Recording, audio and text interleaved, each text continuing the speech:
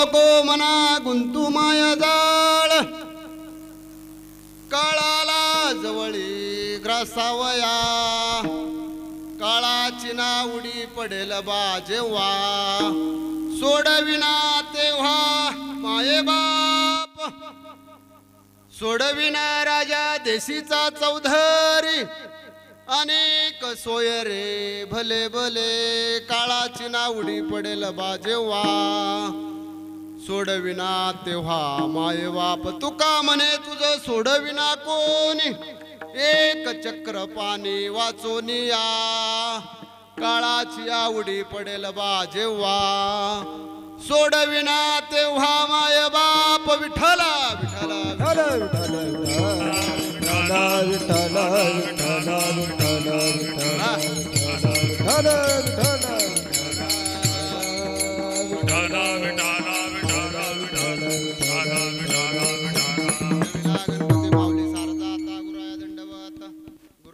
चरणी मस्तक ठेवले आपल्या स्तुतीला द्यावी मती नमो विठ्ठला राजया पांडुरंगा नमो रुक्मिणी माऊली ज्ञानगंगा नमो पुंडलिका नमो चंद्रभागा नमस्कार माझा रुक्मिणी पांडुरंगा करो प्रथम नमन पांडुरंगा करो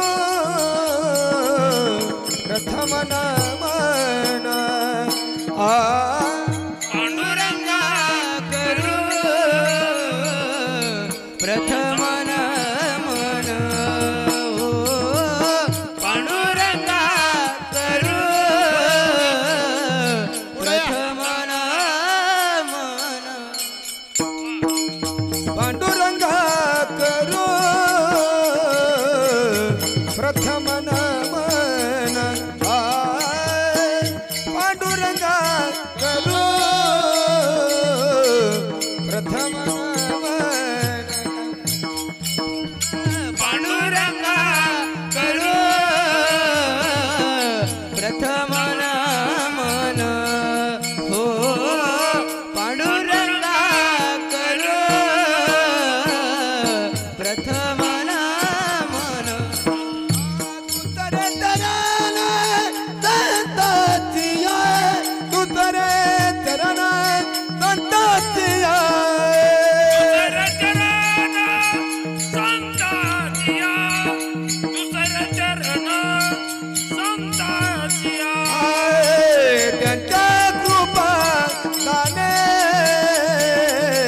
कथेचा विस्तारू आबादित गुरु आबादी सद्गुरुदात तुका त्यांच्या कृपा झाले कथेचा विस्तारू बाबाजीचा गुरु दास तुका पांडुरंगा करू प्रथम नमन दुसरे चरण संताची या त्यांच्या कृपादाने कथेचा विस्तारू बाबाजी सद्गुरु दास तुका कैलास राणा शिवचंद्रमौळी फणींद्रनाथा मुकुटे जळाले कारुण्य सिंधू भवदुःखारी तुझ वीन शंभो आम्हा कोणतारी ज्या ज्या ठिकाणी मन जाय माझे त्या त्या ठिकाणी निज रूप तुझे सदा सर्वदा योग तुझा घडावा तुझे कारणी देह माझा पडावा उपेक्षू नको गुणवंतानंता रघुनायका मागणे हेच आता पंढरीच्या देवराया पंढरीच्या देवराया पंढरीच्या देवराया पंढरीचा देवराया दंडवता तुझी पाया दंडवता तुझी दंडवत तुझी पाया दंडवत तुझे पाया दंडवत तुझे पाया दंडवत तुझे पाया पंढरीच्या देवराया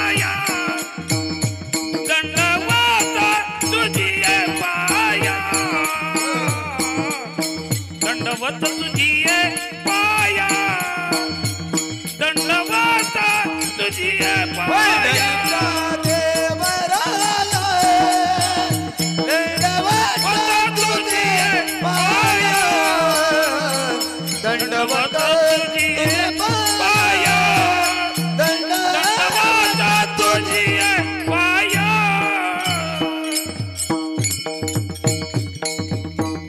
पंढरीच्या देवराया दंडवत तुझे पाया जयांची केल्या स्मरण होय सकळ विद्येच्या अधिकरण तेची वंदू श्री चरण सूर्यगुरूंचे ते नमस्कार आता प्रस्तुत प्राप्त सेवेसाठी आज ह्या ठिकाणी देहू निवासी संत शिरोमणी तुकोबारा यांचा 4 चरणाचा अभंग नको नको मना गुंतू माया जाळ काळा आला जवळ घासावया काळाची आवडी पडेल बा जेव्हा सोडविना तेव्हा माये बाप सोडविना राजा देशीचा चौधरी अनेक सोयरे भले भले तुका म्हणे तुझं सोडविना कोणी एक चक्र पाणी वाचून या ठिकाणी ह्या अभंगामध्ये महाराज मनाला उपदेश करतात मानवी देहाला जे जे जन्माला आलेले आहेत मग त्या ठिकाणी पुरुष असो स्त्री असो युवा वर्ग असो वयोवृद्ध असो सर्वांना ह्या ठिकाणी तुकाराम महाराज उपदेश करतात नको नको मना गुंतू माया जाळ काळाला जवळी ग्रासावया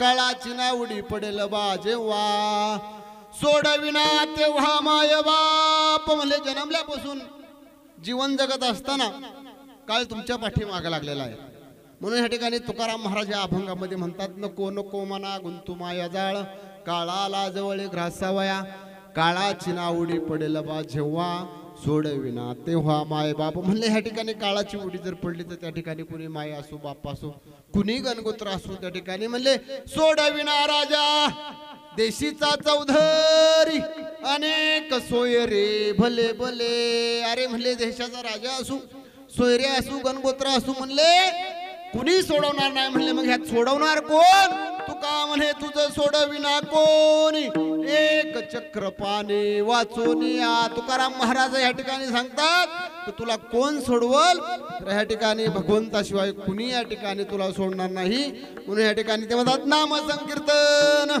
साधन पैसोपे जळतील पापे जन्मांतरीचे म्हणून साठी म्हणले नामस्मरणात यातून आपल्याला सुटका होईल तशी सुटका होणार नाही विठ्ठला विठाला विठाला विठाला विठाला विठाला विठ्ठला हा काय बोला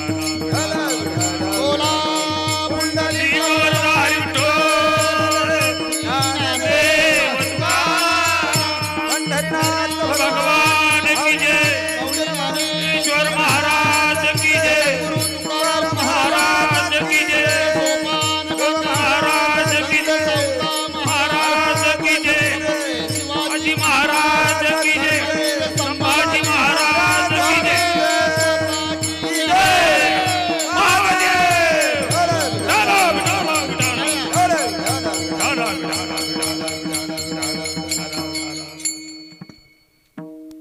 अभंगाचा ह्या ठिकाणी भावार्थ सांगितला ह्या ठिकाणी सेवा कशाच्या निमित्ताने आहे सर्वांना ज्ञात आहे आज ह्या ठिकाणी कैलासवासी वैकुंठवासी ज्ञानदेव सुदाम रासकर यांचं आज ह्या ठिकाणी प्रथम पुण्यस्मरण किंवा आपण वर्ष श्राद्ध म्हणतो त्यांना जाऊन आज 1 वर्ष झालं त्यांच्या जाण्याने त्यांच्या कुटुंबावरती त्यांच्या मुलांच्यावरती त्यांची पत्नी असेल गणगोत्र असेल हे सर्वांना दुःख झालं 1 वर्षापूर्वी त्यांची इथूनच अंत्ययात्रा निघाली सर्वजण त्या ठिकाणी त्यांच्या अंत्ययात्रेसाठी हजर होते त्या ठिकाणी तो दिवस आज आठवला आपल्याला तर तो दुःखाचा प्रसंग ह्या ठिकाणी प्रत्येकाच्या मनामध्ये असा क्रोध करीत असतो आणि आज ह्या ठिकाणी त्यांचं पुण्यस्मरण आपोलिया हिता जो असे जागता धन्य माता पिता तयाची या कोळी कन्या पुत्र होती जे सात्विक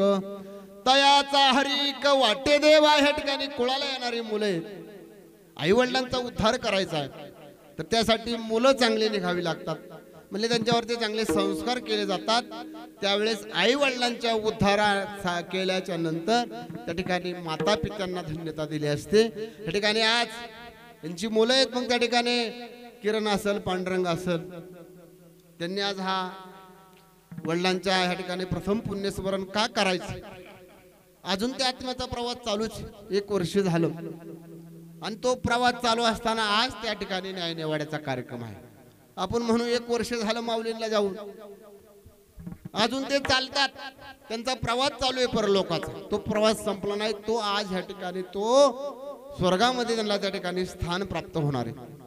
आणि ते स्थान प्राप्त होण्यासाठी त्यांनी आयुष्यभर केलेलं काय जे पुण्य असेल, आणि आज ह्या ठिकाणी त्यांच्या मुलाबाळांनी वर्षभर काय पुण्य केलं असेल त्यांच्यासाठी, मग त्या ठिकाणी महिन्याला महिना जेवाय घातला असेल, भजन पूजन कीर्तन काय असेल ते पुण्य आजचं त्यांच्या आयुष्यामध्ये केलेलं पुण्य, आणि तो पुण्याचा साठा कमी जर पडत असेल तर त्या ठिकाणी आजची ह्या कीर्तनाच्या सेवेचं पुण्य त्या ठिकाणी भर टाकून त्यांना दुसऱ्या योनीमध्ये स्थान प्राप्त केलं जातं.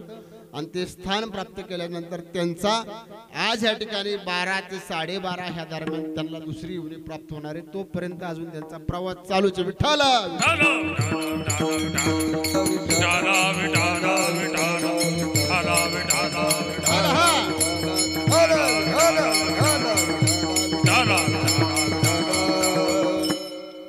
तर असो, आज ह्या ठिकाणी सर्वांना ज्ञात आहे, आज ह्या ठिकाणी हा 1 दिवसाचा कार्यक्रम ह्या ठिकाणी संपन्न होत असताना ह्या कार्यक्रमाच्या निमित्ताने सर्व नातेवाईक पाहुणे मंडळी उपस्थित राहिलेले आहेत, ग्रामस्थ आहेत, आमचे गायक वादक टाळकरी विनेकरी सर्वच ह्या ठिकाणी उपस्थित आहेत.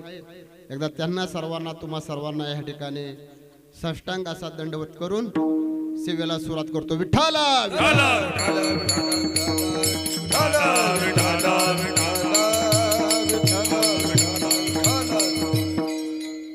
नको नको मना गुंतू माया जाळ, काळाला जवळी ग्रासावया, काळाची नावडी पडेल बाजेवा, सोडविना तेव्हा माये बाप. मग ह्या ठिकाणी बघा, आपण जन्माला आल्यापासून ज्यावेळेस तुमची 5वी पुंजी जाते, आईच्या उदरामध्ये आपला जन्म होतो 9 महिने 9 दिवस, त्यावेळेस तेव्हापासून आपल्या गर्भावरती 16 संस्कार केले जातात.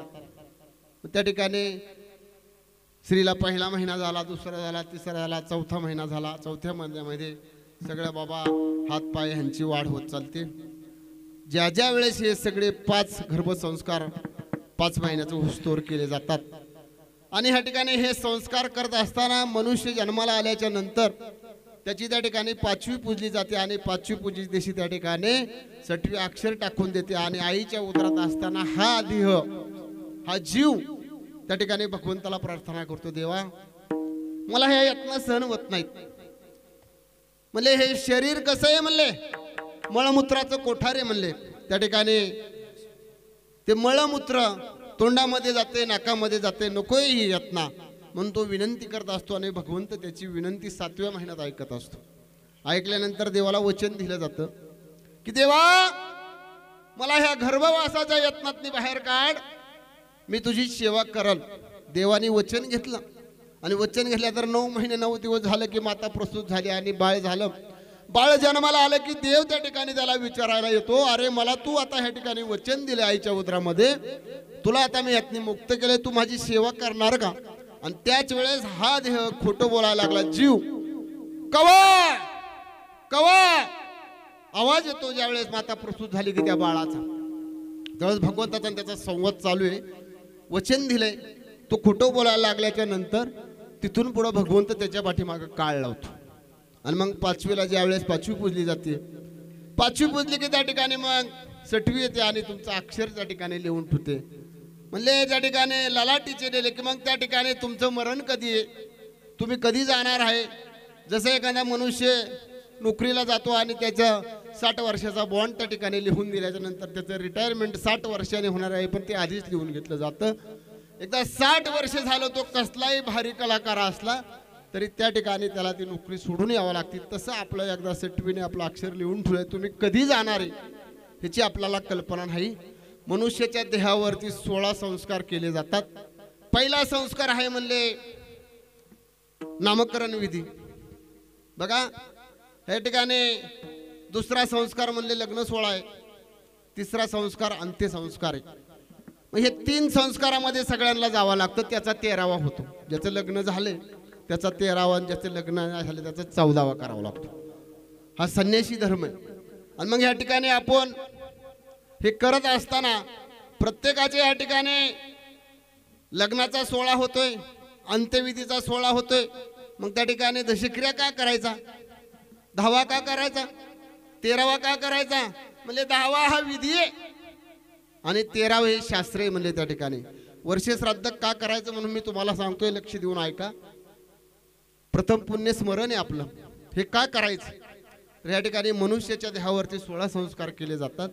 त्यातला पहिला संस्कार तुम्हाला मी सांगितलं की त्याचा नामकरण विधी झाला, दुसरा संस्कार लग्नाचा सोहळा आणि तिसरा संस्कार अंत्यसंस्कार. त्या ठिकाणी एकदा अंत्यविधी गेल्यानंतर 13वा येतो, मग ते 13 संस्कार असे 16 संस्कार करावे लागतात. एकदा हा देह गेला, हा पंचतत्वाचं शरीर आहे, पृथ्वी तेज आकाश आणि वायू 5 तत्वाचं बनलेलं शरीर आहे आणि हे 5 तत्व स्वर्गामध्ये देह हे अनिला पाताचा उसना, देह अनिला पाचाचा उसना, देह हे अनिला पाताचा उसना, देह अनिला पाचाचा उसना. आसे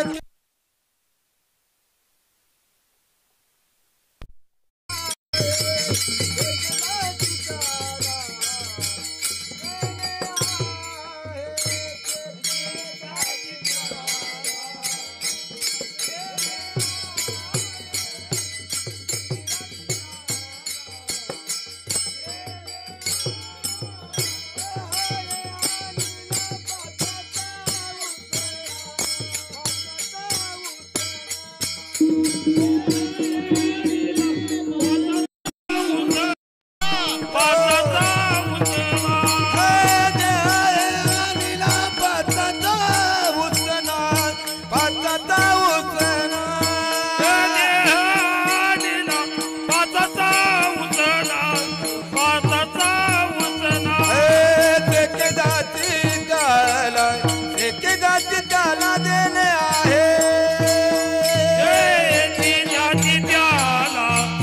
जिजाची त्याला देणे आहे.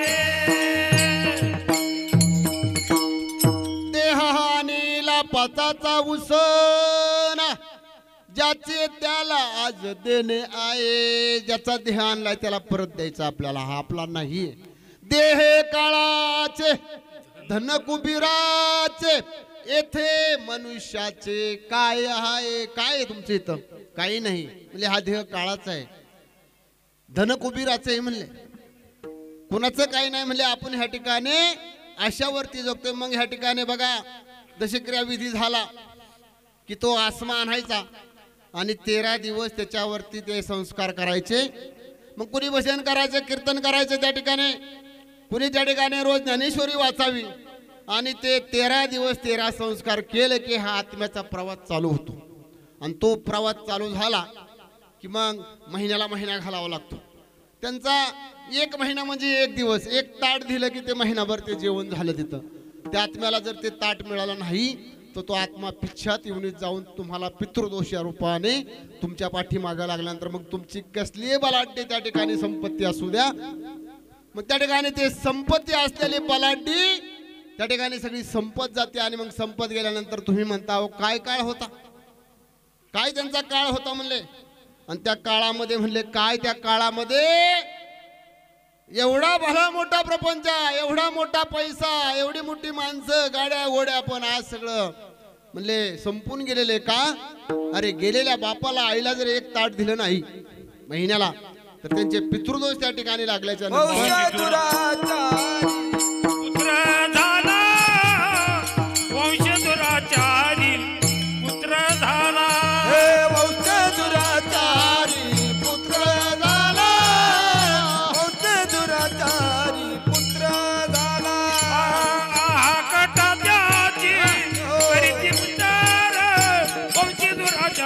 पुत्र झाला, हो वंशी दुराचारी पुत्र झाला.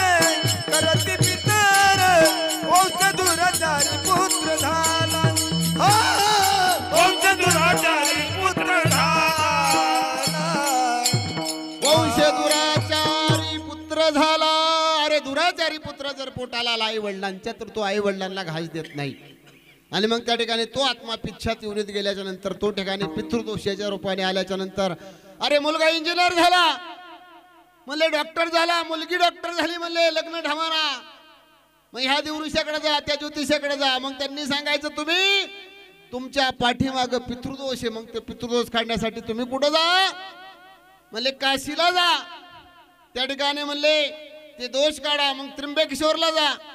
ज्या ज्या ठिकाणी तीर्थाचे ठिकाण आहे म्हणले पिंड पदावरी दिला पोलिया करी माझे झाले गयावर. माझे झाले गयावर गणा, फिटले पितराचे ऋण,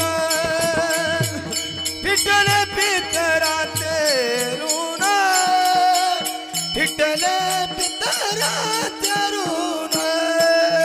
ते माझे झाले गया वर्जन पिटले पितराचे ऋण, पिटले पितराचे ऋण, पिटले पितराचे ऋण.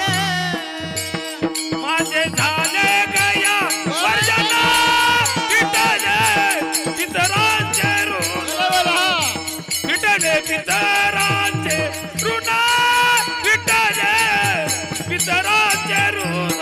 हे माझे झाले दयावंदन, पिटले पितराचे ऋण, पिटले पितराचे ऋण, पिटले पितराचे ऋण. पिंड पदावरी दिला पोलिया करी माझे झाले गयावर जन, फिटले पितराचे ऋण, केले कर्मांतर बोंब मारली हरिहरा. तुका म्हणे माझे भार उतरले ओझे, आज माझ्या वडिलांचं भार ओझं उतरलं. या ठिकाणी तुकाराम महाराजांनी आपला आणलेला ध्येय त्या ठिकाणी देऊन टाकला. तसं आपण आणलेला ध्येय आपल्याला एक दिवस द्यायचा आहे. हा जीव जाणार आहे हा नाशिवंत आहे, नाशिवंत देह जाणार सकळ, आयुष्य खातो काळ सावधान. अरे सावध हो सावध हो म्हणजे आयुष्य खाणारा काळ तुमच्या पाठीमागे लागलाय. आणि मग हा रस्त्याचा प्रवास चालू आहे. आता माऊलींना जाऊन 1 वर्ष झालं, म्हणजे ठिकाणी 1 महिन्याला महिना घातला की 1 महिना म्हणजे 1 दिवसाचं जेवण घातलं की तो आत्मा तृप्त होतो आणि आपल्या कुटुंबावरती त्याचं त्या ठिकाणी आशीर्वाद चांगला पडल्याच्या नंतर कुटुंब असं फुलत चालतं. मोगरा फुलला मोगरा फुलला फुले वेचिताची बारू कळीयाशी आला. मोगरा फुलला असा की त्याला भार येतो आणि तो कळीयाशी आल्याच्या नंतर घर अगदी आनंदात चालतो, संसार सुखात समृद्ध चालतो. जर त्या आत्म्याला तुम्ही एक ताट दिलं नाही तर तुमच्या पाठीमागं काळ लागल्याशिवाय राहणार नाही. ज्यांनी ज्यांनी आपल्या आई वडिलांची सेवा केली ना त्यांना त्यांना त्या ठिकाणी पुण्य आहे म्हणले.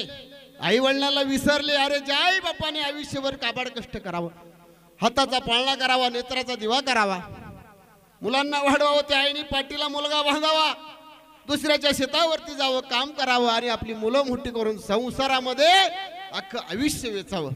आणि ते आयुष्य वेचत असताना जर त्या शेवटच्या काळाला एक त्याच्यासाठी ताट मिळत नसेल तो आत्मा नक्कीच पिच्छात युनीत जातो आणि तुमच्या मागे शापिक म्हणून लागल्यानंतर हा प्रवास चालू आहे. रस्त्याने प्रवास चालू आहे. 1 महिना झाला, 2रा झाला, 3रा झाला. यमाचे दंडक आहेत, हाताला साखळ दंड लावलेला आहे. रस्ते डांबराचे नाहीत, सुळाचे रस्ते आहेत, सुळाच्या रस्त्यावर चालायचे. भूक लागली, ताट जर नाही मिळलं तर यमाच्या दंडामध्ये मारिती, झोडीती, करीती, निष्ठोर. अरे म्हणजे मारून मारून झुडून झुडून निष्ठोर केलं जातं म्हणले. त्या ठिकाणी यमाचे दंडक त्या ठिकाणी सुट्टी देत नाहीत. बैसतीन माता यमाचे यमदंड, बैसतीन माता यमाचे यमदंड बैसतील माता, यमाचे यमदंड बैसतील माता. हे यमाचे यमदंड, बैसतीन माता यमाचे यमदंड, बैसतीन माता. यमाचे यमदंड बैसतील माता, यमाचे यमदंड बैसतील माता. तुझं तव तुझं रक्षिता कोण आहे तव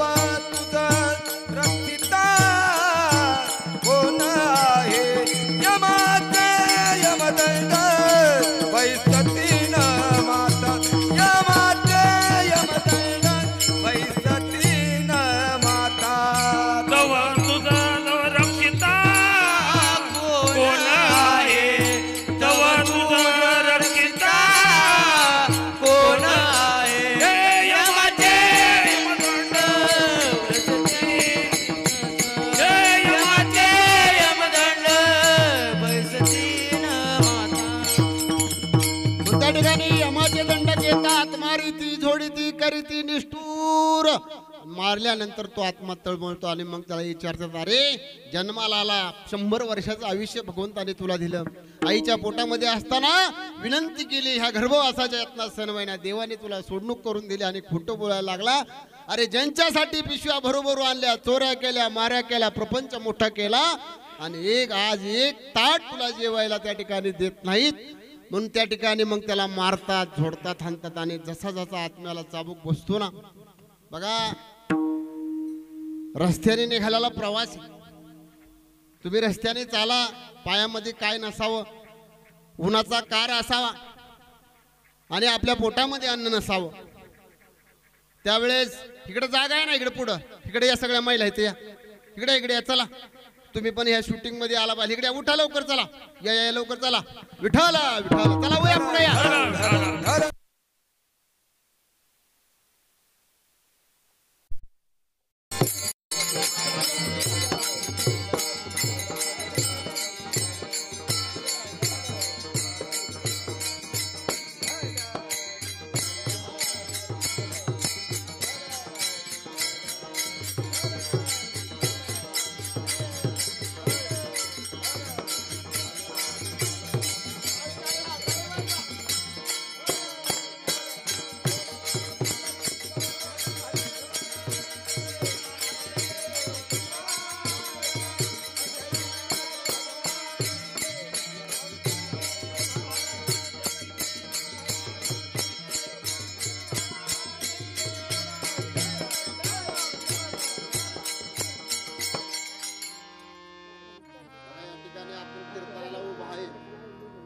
आल्यावर आता तरी टाळ्या वाजवा, तुमच्या आयुष्यामध्ये टाळ्या वाजवा कधी मिळणार नाहीत.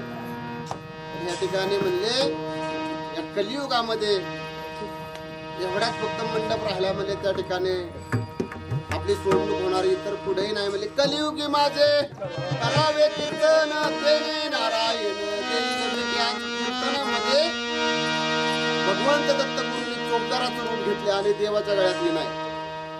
त्या ठिकाणी म्हणले मागे पुढे उभा राहे संभाळिता लिया गात निवारा.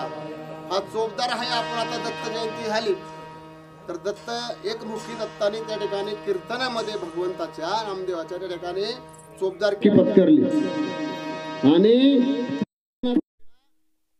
ठिकाणी विनेकराच्या गाळ्यात त्यावेळी ते म्हणले की मागे पुढे उभा राहायचा. म्हणजे ह्या धर्म मंडपामध्ये तुम्हाला या ठिकाणी सेवा घडणारे कुठेही घडत नाही. मग ते बघा मी काय सांगतोय की वर्ष श्राद्ध काय करायचं, 13वा झाला की त्या ठिकाणी आत्म्याचा प्रवास झाला, रस्त्याने चालू आहे. मग त्या ठिकाणी 13 दिवस झाले की एक वैतर नावाची नदी, त्या नदीपर्यंत जायला 48 दिवस लागतात. 48 आणि 13 किती झाले किरण? 48 13 61 दिवस झाल्याच्या नंतर हा आत्मा वैतर नावाची नदी आहे. मग ती नदी कशाची आहे? पाणी नाही त्यात, म्हणजे त्यात मळमूत्र, गटाराला जसं पाणी वाहतं, म्हणजे त्यात सर्प आहेत, विंचू आहेत, अनेक विषारी प्राणी आहेत त्या ठिकाणी, आणि त्याच्यातनी आपल्याला प्रवास करायचा. तो प्रवास करायला 39 दिवस लागतात. म्हणजे हे 13 दिवस झाले, हे 13 आणि 48 61 वैतर नावाची नदी अशी 1000 कोसाची नदी आहे. ती काय आपल्या कऱ्हा नदीसारखी 100 200 300 400 फुटाची नाही, 1000 कोस. आणि ती नदीचा प्रवास 39 दिवसाचा आहे. तो प्रवास करताना तुम्हाला रस्त्याने चालताना एखादा सर्प दिसला तर तुमच्या अंगाला घाम फुटतोय, विंचू चावला तर तुम्हाला त्या यातना सहन होत नाहीत. मग त्या सगळ्या नरकाच्या नदीमध्ये असे विषारी प्राणी आहेत. मग तुमच्या हातून ह्या जन्मामध्ये आल्यानंतर पुण्य झालं असेल, कुणाला दान केलं असेल, तुम्ही गरीबाला मदत केली असेल, नाहीतर लोकांचं लुबाडून खाल्लं असेल, तर नदीमध्ये जाऊन तो तरायला जायला त्या ठिकाणी तो प्रवास करत असताना त्या यातना सहन होत नाहीत. ज्यांनी या ठिकाणी म्हणले मृत्यू लोकांमध्ये गोदान केले, अन्नदान केले, वस्त्रदान केले, त्याला नेण्यासाठी कामधेनू नावाची गाय येते आणि ती गायीवर बसायचा आणि तो नदीचा 1000 कोसाचा प्रवास 39 दिवसानंतर पलीकडच्या बाजूला स्वर्ग आहे. बघा 13 आणि 48 61 दिवस अलीकडच्या तीराला लागले. वैतर नावाची नदी पार करायला जाताना 39 असे 100 दिवस झालं की एक श्राद्ध येतं, तात्या भरणी श्राद्ध. आपल्याकडे ते भरणी श्राद्ध घातलं जातं. कुणी जर पितरपाठ 15 जवळ आला तर घातलं तर ते प्राप्त होत नाही. मग तो आत्मा पिच्छात येऊन जाऊन तुम्हाला शापिक होतो. 100 दिवस झाल्याशिवाय म्हणले त्या ठिकाणी भरणी श्राद्ध केलं जाईल, तर ते श्राद्ध आपल्याला करावं लागतं. आपण भरण्या घालतो त्या ठिकाणी. 100 दिवस झालं की मग त्या ठिकाणी हा जीव यमाच्या ताब्यात दिल्यानंतर चित्रगुप्त आहे. मग त्या ठिकाणी चित्रगुप्त काय करतो, मग यम त्याला सांगतो ह्यांचं दप्तर आण. त्यांनी काय काय पराक्रम केला, मृत्यू लोकांमध्ये जाऊन भजन पूजन केलं का, अन्नदान कुणाला वस्त्रदान केलं का बाबा लोकांचंच खाल्लंय. मग ते दप्तर आणल्यानंतर 265 दिवस केस चालते कोर्टामध्ये. आपल्याकडे पण कितीतरी केसी वाडवडिलांच्या आपल्या जुन्या केसी जमिनींच्या चाललेल्या असतात. वर्ष झालं, 2 वर्ष झालं, एक पिढी गेली, दुसरी गेली, अजून चालूची बनली. तसं मग त्या ठिकाणी 265 दिवस त्या ठिकाणी ही केस चालू असते. आणि मग त्या केसेला साक्षीदार कोण आहेत, त्या ठिकाणी कुणी नाही म्हणले साक्षीदार. आज मुलगा नाही, मुलगी नाही, भाऊ नाही, बहीण नाही, कुणीच साक्षीदार नाही म्हणले त्या ठिकाणी. मग आज साक्षीदार हे पंचतत्वाचं शरीर आहे.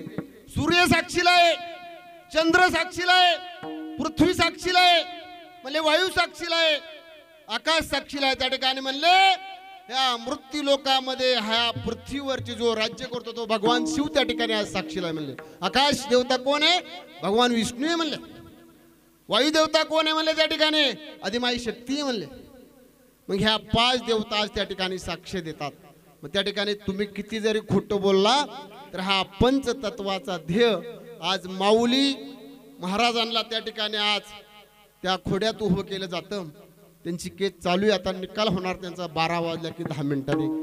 आणि त्यांच्या हातून चांगलं कर्म झालं असेल तर त्यांना दुसऱ्या योनीमध्ये जन्म प्राप्त होणार आहे. आज 1 वर्ष झालं जाऊन, म्हणून त्या ठिकाणी आज खरा आत्म्याची त्या ठिकाणी तो आत्मा गेलेला 1 वर्ष झालं. आपण म्हणतो बाबा अंत्यविधीला त्या ठिकाणी प्रेतेत्रा हलवली की त्या ठिकाणी रांगोळी काढतो, त्याच्यावरती एक दिवा मांडतो समय, आणि बाबा कशाची पावलं उठतात. कोण कोण म्हणते बाबा झाडाची मुळं दिसतात, कुणी म्हणते बाबा कुत्र्याची पावलं दिसतात. मग कुत्र्याच्या जन्माला गेले का, नाही. आज त्या जन्माची खरी परीक्षा आहे.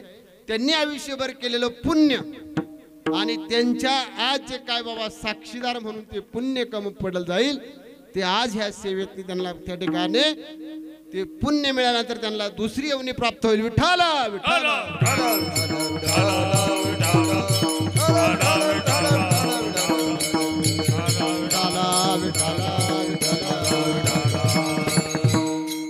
बघा, वर्षी श्राद्ध का करायचं मी तुम्हाला थोडक्यात सांगितलं. आता पुन्हा कीर्तनाला सेवा करा सुरू करायची आपल्याला. आता आपण जो अभंग घेतला त्या अभंगावरती आता आपल्याला बोलायचे. वेळ थोडा आहे आपल्याकडं, त्या थोड्या वेळामध्ये मी तुम्हाला जेवढं सांगता येईल तेवढं सांगाल. तुम्हाला जेवढं घ्यायचं तेवढं घ्या. तुम्ही या ठिकाणी कान उघडे करून ऐका. या ठिकाणी सैरा वैरा कुठं मन लावू नका. 1 अर्धा पाऊण तास आपला राहिलेला आहे, त्या ठिकाणी आपल्याला कीर्तनाची सेवा करायची. बघा या ठिकाणी नाम संकीर्तन साधन पै सोपे जळतील पापे जन्मांतरीचे नलगती सायास जावे वनांतरा सुखे येतो घरा नारायण. म्हणजे नामसंकीर्तनाने तुम्हाला हा देह प्राप्त झाला, हा पवित्र होणार आहे. पण नामस्मरण घेतल्याशिवाय होणार नाही. म्हणजे सकाळी उठा, हतुर्णावरती बसा, हात जोडा आणि म्हणा करा अग्रे वसते लक्ष्मी, कर मध्ये तू सरस्वती, कर मुले तू गोविंदा, प्रभाते कर दर्शनम. देवाला सांगायचं, आळवायचं कुणाला, भगवंताला आळवायचं. म्हणजे करा अग्रे वसते म्हणले नमिला गणपती माऊली सारजा आता गृहाया दंडवत, देवाला दंडवत घालायचा. कुणाला काही मागायचं नाही. अरे देवापाशी रडा म्हणले, कुणापाशी रडू नका, तो तुमचं घराणं ऐकणार, दुसरं कुणीच ऐकणार नाही. म्हणले प्रत्येक जण गरिबीपासून श्रीमंतापर्यंत प्रत्येकाला सुखाची अपेक्षा, पण सुख कुठे मिळत नाही. मनुष्य सैरा वैरा धावतोय सुखासाठी, चोऱ्या लबाड्या काम धंदा पैसा अडका बंगल्यावर बंगलं का सुख पाहिजे. सुख कुठे म्हणले, अरे म्हणले सुखाचे ठाई बहुपायी संताचे, बहुपायी संताच्या, बहुपायी संताच्या. सुखावचे ठाई बहुपायी संताच्या, बहुपायी संताच्या, बहुपायी संताच्या. सुखाचे ठाई बहुपायी संताचे, बहुपायी संताचे, बहुपायी संताचे. सुखावचे ह्याची ठाई बहुपायी संताच्या, बहुपायी संताच्या, बहुपायी संताच्या. म्हणले सुख पाहिजे तर संताशिवाय कुठेही सुख प्राप्त होणार नाही. म्हणले म्हणून सुखाची अपेक्षा करण्यासाठी प्रत्येक जण प्रयत्न करतोय. सुख पाहता जावा पाड दुःख पर्वता वडे. म्हणले अनेक साधनं केली प्रपंचामध्ये, पैसा अडका मुलं बाळ. म्हणले संसार म्हणजे हा मुलं बाळ नाही, हा प्रपंच आहे. म्हणले संसार कोणता आहे? म्हणले हा मिळालेला देह आहे ना, या 100 वर्षाचं आयुष्य जगत असताना त्या देहाला मरायचे एक दिवस. म्हणले त्या देहाच्या हातून भगवंताचं नामस्मरण झालं पाहिजे, तो संसार आहे. म्हणजे तुम्ही संसार मानताय, माझी मुलं, माझी जमीन, बंगला, गाडी हे माध्यम आहे, संसाराचं माध्यम आहे. या ठिकाणी मनुष्य सुखाच्या प्राप्तीसाठी अहोरात्र प्रयत्न करतोय. सर्व सुखाची आशा सुखाची आशा जन्मलेला, मुक्ती यत्न नाही केला. एक मुखी यज्ञ नाही केला. हिंडता दिशासीन पावला, हिंडता दिशासीन पावला. माया वेठीला जीव माझा, माया वेठीला जीव माझा. माया वेष्टीला जीव माझा, माया वेष्टीला जीव माझा. सर्व सुखाची आशा जन्म गेला, जनैक मुक्ती यज्ञ नाही केला. हिंडता दिशासीन पावला, माया वेठीला जीव माझा. सुखाची आशा जन्म गेला, जनमुक्ती यज्ञ नाही केला. हिंडता दिशासीन पावला, माया वेष्टीला जीव माझा. सर्व सुखाची आशा जन्म गेला, क्षण एक मुक्ती यज्ञ नाही केला. हिंडता दिशाशी न पावला, माया वेष्टीला जीव माझा. अरे म्हणलं आयुष्य गेलं अख्खं, पण पुढे सुख प्राप्त झाले नाहीत. कुणाला सुख प्राप्त झाले? नाना झाले का सुख प्राप्त? नाना सुख प्राप्त झालं का? कानाने ऐकू येत नाही, दुःख आहे. दिली इंद्रिय हात पाय कान, दिले इंद्रिय हात पाय कान, डोळे मुख बोलाया वचन. डोळे मुख बोलाया वचन. तेने तू जोडती नारायण. तेने तू जोडती नारायण. नाचे जीवापन भवरोग, नाचे जीवापन भवरोग. नाचे जीवापन भवरोग, नाचे जीवापन भवरोग. दिले इंद्रियात पाय कान, दिले इंद्रियात पाय कान, डोळे मुख बोलाया वचन. डोळे मुख बोलाया वचन. तेने जोडती नारायण, नाचे जीवापन भवरोग. तेने तू जोडती नारायण, नाचे जीवापन भवरोग. दिली इंद्रिये हात पाय कान, मुख बोलाया दिले वचन, तेने तू पावसी नारायण. मुखाने राम राम म्हणा. सकाळी उठलं की म्हणले रस्त्याने चाललाय, हातात दबडे घेतले आणि रस्त्याने झाल्यानंतर राम राम म्हणायचं. 500 पावलं गेलं की यज्ञ तयारी म्हणले. राम म्हणता वाट चाले, यज्ञ पाऊला पाऊले गडे. अरे रस्त्याने सोपा पार मारताय म्हणले. ठाईस बैसोनी करा एक चित्त आवडे, अनंत आळवा वाठाईच बसा. जिथं बसला तिथं म्हणले करा, भगवंत जाग्या येतोय तुमच्या. म्हणले कुठेही जायची गरज नाही. अभंगाचं पहिलं चरण म्हणा चला. नको नको म्हणा तू माया जाळी. नको नको म्हणा तू माया जाळी.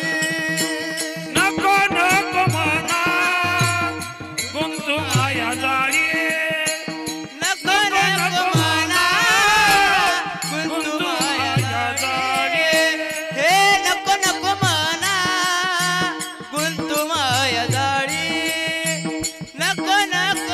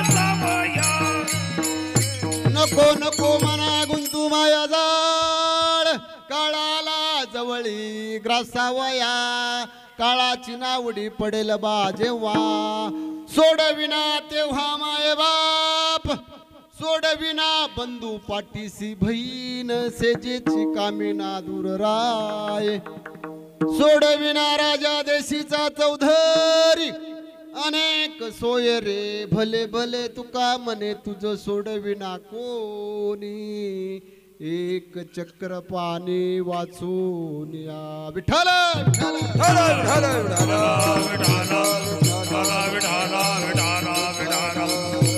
या अभंगामध्ये तुकाराम महाराज पहिल्या चरणात मनाला उपदेश करतात. नको नको मना गुंतू माया जाळ काळाला जवळी असा काळ तुमच्या पाठीमागे जन्मल्यापासून लागलाय. ज्यावेळेस म्हणले 6वीचं त्या ठिकाणी 5वी पुजली आणि तेव्हापासून तुमच्या मागे काळ तुम्हाला पकडायला लागलाय. घडी घडी काळ वाट याची पाये घडी घडी काळ वाट याची पाये घडी घडी काळ वाटयाची पाहे घडी घडी काळ वाटयाची पाहे घडी घडी काळ वाट याची पाये घडी घडी काळ वाट याची पाये घडी घडी काळ वाटयाची पाये हे घडी घडी काळ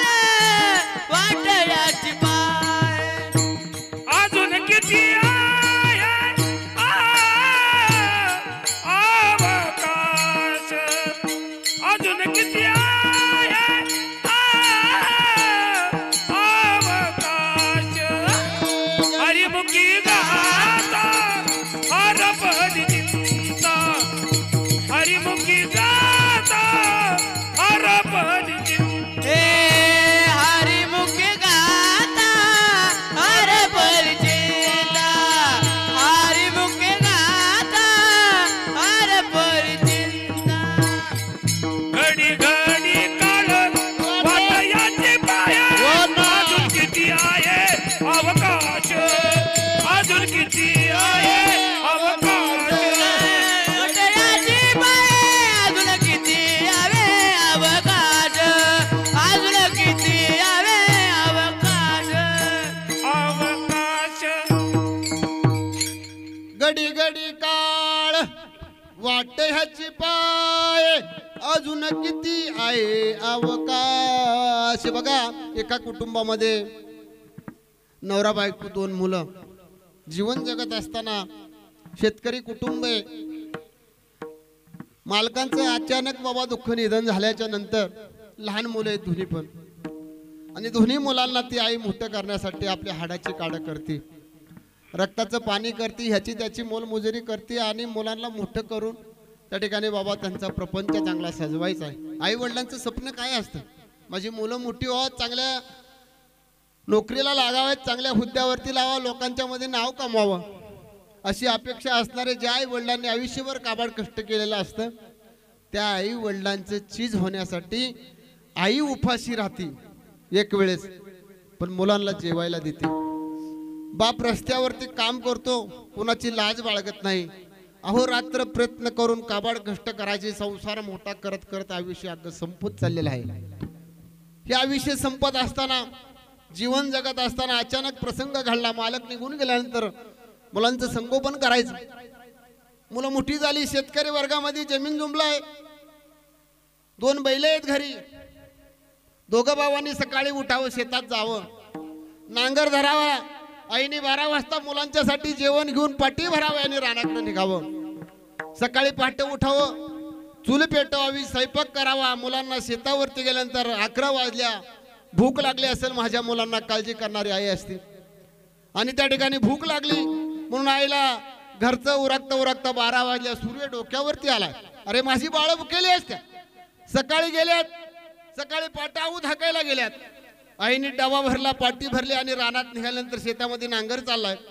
नांगर चालत असताना अर्धा पाऊण एकर शेत नांगरत आणले आणि नांगरता नांगरता शेतात एक हंडा लागला सोन्याचा आणि हंडा लागल्याच्या नंतर मागा हणणारा मोठा भावाने नांगर धरलाय.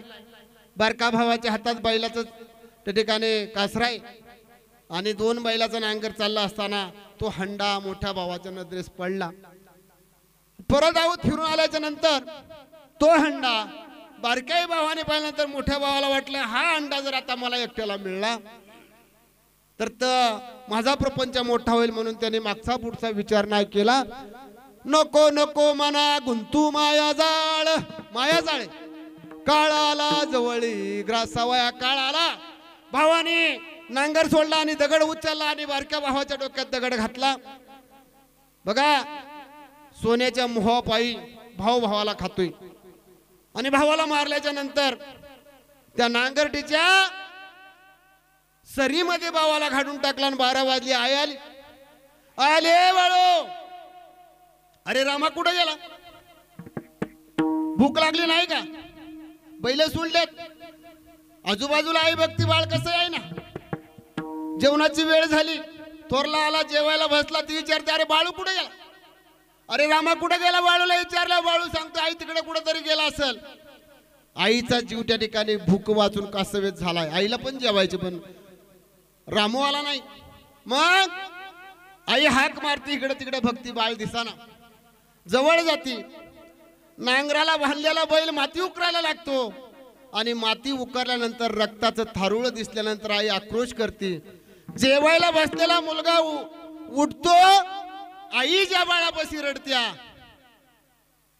तिथं जातो, दुसरा दगड घेतो आणि आईच्या डोक्यात घालतो. आई त्या ठिकाणी गेली. काळाला जवळी घासावया काळाची नावडी पडेल बा जेव्हा सोडविना तेव्हा माय बाप. अरे भावाला बघितलं नाही, आईला बघितलं नाही, कोण सोडवणार? आणि मग त्या ठिकाणी बघा आईचे त्या ठिकाणी त्या मातीमध्ये गाळल्याच्या नंतर म्हणला आता हा सोन्याचा हंडा घेऊन जायचा, म्हणून थोरला मुलगा घरी निघाला. पण झांजाड पडायला लागल्याशिवाय म्हणला घरी जायचं नाही. संध्याकाळच्या 9 वाजल्या 10 वाजल्या हंडा घेऊन निघाला. डोक्यावरती हंडा घेतलाय सोन्याचा. आता म्हणला बायका पोरांना एवढा आनंद होईल. बघा या संसारासाठी मनुष्य काही करतोय. म्हणले नको नको मना गुंतू माया जाळ काळाला जवळी ग्रासावया. आता ह्याने आईला मारलं, बापाला मारल्याच्या भावाला मारलं, मग काळ ह्याला सोडणार आहे का? नाही सोडणार. संध्याकाळी 9-10 वाजता याने हंडा डोक्यावर घेतला आणि रस्त्याने निघाला. 2-2.5 किलोमीटरवर अंतरावर गाव आलेलं आहे. गाव आल्याच्या नंतर संध्याकाळचे चोर चोरी करण्यासाठी त्या गावात आलेले एका आंब्याच्या झाडावरती बसले आणि त्या आंब्याच्या झाडाखालून रस्ता होता. ह्याच्या डोक्यावरचा हंडा पाहिल्यावर चोरांना लागली होती तहान. चोराने झाले थांबा, मला पाणी पिवायचे. वरून आवाज आला, हा वर भगा गेला. कोण आहे म्हणला? कोण नाही म्हणला, आम्ही माणसाचे म्हणला, आम्हाला तहान लागली, तुझ्या हंड्यातलं पाणी प्यायला. हंड्यामध्ये सोने. हा घेऊन चाललाय आईला आणि भावाला मारल्याच्या नंतर रस्त्याने चाललाय. आंब्याचे चोर खाली उतरले आणि चोर 4 जण होते. 4 चोरांनी त्यात पाणी नसताना सोनं पाहिल्यानंतर ह्यालाही मारून टाकलं. बघा काळ पाठीमाग आहे, कधी खाणारे कळणार नाही. भाऊ गेला, आई गेली. या सोन्याच्या मोहापायी त्यालाही जावं लागलं. पुढे या 4 चोरांना वाटलं आता आज काय संध्याकाळी चोरी करायची नाही. 12 वाजल्या, म्हणजे आता भूक लागली. 2 जणांना सांगितलं कुठेतरी हॉटेलवरती जावा, तुम्ही जेवण घेऊन या, तोपर्यंत आम्ही हंड्याची राखण करतो. बघा ते दोघं जेवण आणण्यासाठी गेले. ते त्या ठिकाणी जेवले आणि जेवल्यानंतर म्हणले आता आपण काय करू, यांच्या अन्नामध्ये विष घालू आणि ते विष यांनी खाल्लं की हे दोघं मरतील, आपल्या दोघांना हे धन सापडल. थांबणाऱ्या दोघांनी विचार केला. ती दोघं जेवण घेऊन आले की त्यांना सांगायचं विहिरीतनी पाणी घेऊन या. आणि ते विहिरीतनी पाणी आणायला गेले की वरून आपण दगडाचा मारा करायचा आणि त्यांना मारायचं, धन आपल्या दोघांना मिळेल. नको नको मना गुंतू माया जाळी काळाला जवळी ग्रासावया. जेवण घेऊन आले 2 जण. जेवण म्हणलं, अरे म्हणले पाणी घेऊन या. पाणी आणायला गेलेले 2 जण विहिरीत उतरले. ह्यांनी वरून दगडाचा वर्षाव केला. दोघांचं रक्त भंबाळ पाण्यात झालं. आता म्हणले निवांत जीवन घेऊ. आणि जीवन घेतल्याच्या नंतर म्हणले आपण वाटणी करू. जेवले, त्याच्यामध्ये विष कालवलं, ते ह्यांनाही मरावं लागलं. बघा ज्याच्यासाठी आपण धडपड करतोय ते काही खरं आहे का? म्हणले नाही. ज्या दिशेने आपण निघालो ती दिशा आपली वेगळी पाहिजे. वेगळ्या दिशेने आपण गेलो तर त्या ठिकाणी आपल्याला गाव लागणार नाही. म्हणून आपली दिशा बदलली पाहिजे. म्हणले सृष्टी बदलली नाही, दृष्टी बदलाय पाहिजे माणसाने. जसा म्हणले कलियुगामध्ये बदल होत चाललाय तसं आपण वागलं पाहिजे. कलियुगासारखं चाललं पाहिजे. आई वडिलांची आठवण ठेवली म्हणले या ठिकाणी बघा कोण कुणाचं नाही. कोण एका कुणाचं भावाचा विचार केला नाही, बहिणीचा विचार केला नाही, कुणी कुणाचा विचार केला नाही. सगळीजण त्या ठिकाणी या धनापायी मरून गेले. विठाल विठाल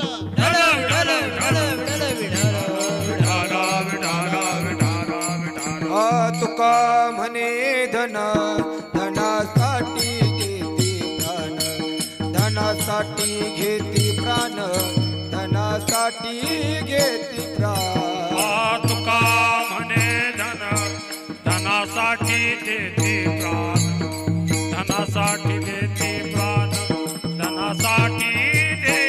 हे तुका म्हणे धन, तुका म्हणे धन, तुका म्हणे धन, तुका म्हणे धन, तुका म्हणे धन धनासाठी घेती प्राण, धनासाठी घेती प्राण, धनासाठी घेती प्राण. तुका म्हणे धन धनासाठी देते प्राण, धनासाठी देते प्राण, धनासाठी देते प्राण. तुका म्हणे धन धनासाठी घेती प्राण. अभंगाचं दुसरं चरण. काळाची काळाची ये मुडी, काळाची ये मुडी, काळाची ये मुडी पडेल बाजेवा. काळाची ये मुडी, काळाची ये मुडी, काळाची ये मुडी पडेल बाजेवा. काळाची ओढी, काळाची ओढी, काळाची ओढी पडेल महादेवा. काळाची ओढी, काळाची ओढी, काळाची ओढी पडेल महादेवा. काळाची ये मुडी, काळाची ये मुडी, काळाची ये मुडी पडेल बाजेवा. काळाची ये मुडी, काळाची ये मुडी, काळाची ये मुडी पडेल बाजेवा. काळाची ओढी, काळाची ओढी, काळाची ओढी पडेल महादेवा. काळाची ओढी, काळाची ओढी, काळाची ओढी पडेल महादेवा. सोडविना देवा माया बाप, सोडविना देवा माया बाप. काळाची ये मुडी, काळाची ये मुडी, काळाची ये मुडी पडेल बाजेवा. काळाची ये मुडी, काळाची ये मुडी, काळाची ये मुडी पडेल बाजेवा. सोडविना केव्हा माया बाबा, सोडविना केव्हा माया बाबा. काळाची ओढी, काळाची ओढी, काळाची ओढी पडेल महादेवा. काळाची ओढी, काळाची ओढी, काळाची ओढी पडेल महादेवा. काळाची ये उडी पडेल बाजेवा. सोडविना देवा माय बाप, सोडविना देवा माय बाप. काळाची ओढी पडेल महादेवा. सोडविना देवा माया बाबा, सोडविना देवा माया बाबा. काळाची आवडी पडेल बाजेवा. सोडविना तेव्हा माये बाप, सोडविना राजा देशीचा चौधरी. सोडविना बंधू पाठीसी बहीण, सेजेची कामिना दूर राये. आता ह्या ठिकाणी अभंग आपल्याला धावता सोडवायचा आहे, वेळ कमी आहे. बघा एक सावकार आहे आणि वेजाचा धंदा आहे. वेदाचा धंदा करत करत असताना 25 वर्षाचा सावकार, लग्न झालं, 2 मुलं झाली, पैसा 10% आणि हा धंदा करत असताना सावकार कुणी यावं, आपलं मस्तक त्याच्या उंबरट्यावरती टेकवावं. माझ्या मुलीचं लग्न आहे, माझ्या मुलाच्या शिक्षणासाठी पैसे भरायच्यात. सावकारांनी सांगायचे जमिनीचा सातबारा घेऊन या, तुम्हाला पैसे देतो. मग त्या ठिकाणी 100 रुपयाचं काम असेल तर सावकाराने 200 रुपये वसूल करायचं. असं करता करता सावकाराला 2 मुलं झाली, चांगलं शिक्षण दिलं, 2 नंबरचा पैसा, मुलं अमेरिकेमध्ये गेली, शिक्षण घेतलं. सावकाराचं वय वर्ष 40-50 वर्षाचा सावकार झाला आणि सावकाराला कुष्ठरोग झाला. केले कर्म झाले त्याची भोगाने उपजले मेले पैसे किती, उपजले मेले पैसे किती. केले कर्म झाले त्याची भोगाने उपजले मेले ऐसे किती, उपजले मेले ऐसे किती, ऐसे किती, ऐसे किती केले कर्म झाले त्याची भोगाले, उपजले मेले ऐसे किती. तुम्ही म्हणाले फुकट धन कमावले, लुबाडले लोकांना नाही टिकून देत भगवंत त्या ठिकाणी. आणि मग त्या ठिकाणी प्रसंग आला, कुष्ठरोग झाला, 40-45 वर्षाचा सावकार झाला आणि 50 वर्षाचा झाल्यानंतर सगळं अंग एडून गेलं रोगाने, पाणी व्हायला लागलं शरीर वाट. अमेरिकेने मुलं तिकडे गेली, लग्न केलं, तिकडे सगळं झालं आणि मुलं गावाला आली. आल्याच्या नंतर भला मोठा वाडा आहे सावकाराचा. आणि त्या वाड्याचं वैभव पाहिल्याच्या नंतर गाव दचकून जायचं. काय सावकाराचा थाट, गोरेगरिबांनी यावं, पैसे मागावं, त्याच्या पायावरती नतमस्तक ठेवावं.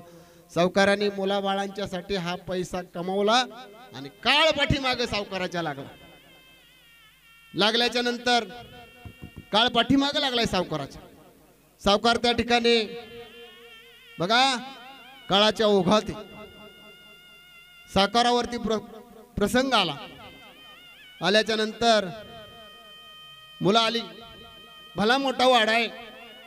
आणि त्या वाड्याच्या घरी मुलं आल्याच्या नंतर बापाची अवस्था पाहिल्यानंतर मुलांना वाईट वाटायला लागलं.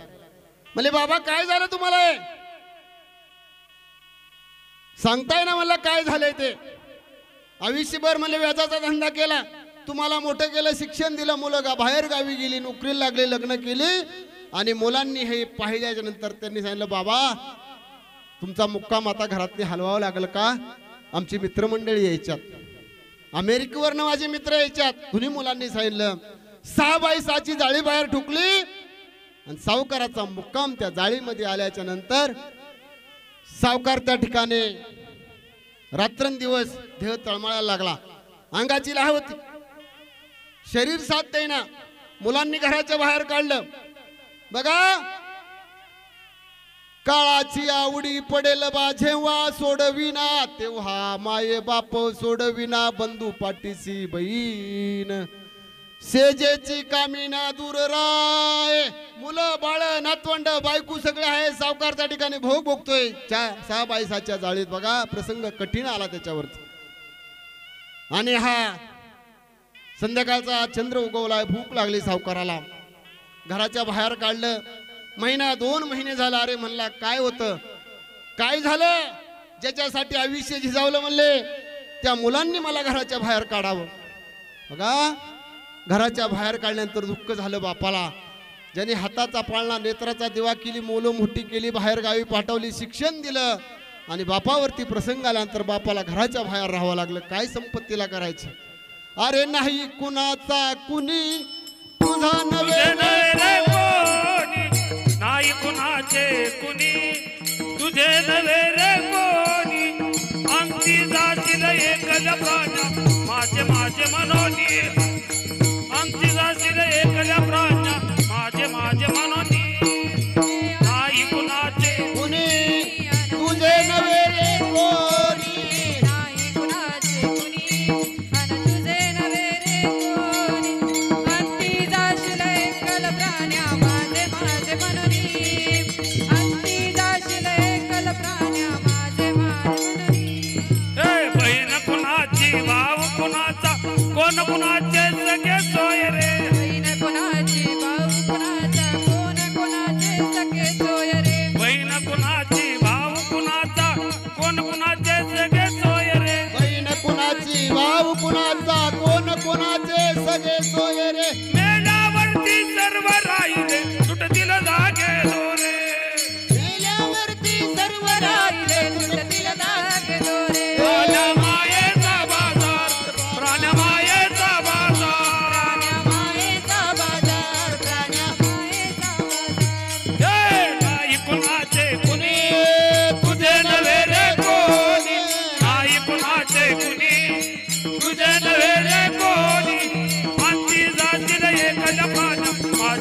माझे मनोनी अंती जाशील एकल्या प्राण्या माझे माझे मनोनी अंती जाशील एकल प्राण्या माझे माझे मनोनी अंती जाशील एकल प्राण्या माझे माझे मनोनी